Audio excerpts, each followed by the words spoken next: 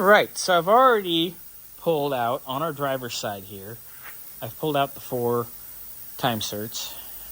They weren't bad on this side. I just wasn't too happy with them being not so strong. So I have just an exhaust manifold, same one I used on the other side. Just bolt it on as a template. Kind of be a guide for setting up my drill. And then, boom, I'm going to drill those out. And basically do the same thing I did yesterday on the other side.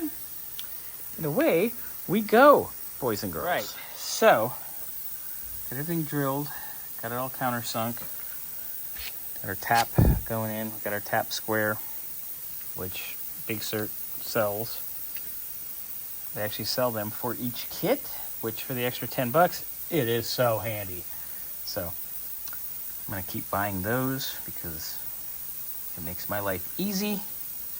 And I also have a tap teepee, but don't really need that for what we're doing here because there's actual individual ones for this project. So I'm going to get these 4 done, clean them out, put our Big-Serts in, and then that part of this project is finally done. All right, so we's all done. Yay, it's all done. Now we can start the fun part of the engine. After we clean everything, of course. We got to clean, clean, clean. And then it'll be camshaft, timing set, all those rounds of fun. We are going to have to measure for push rods because we are going roller cam. We're going to have to change valve springs. All kinds of fun stuff coming up.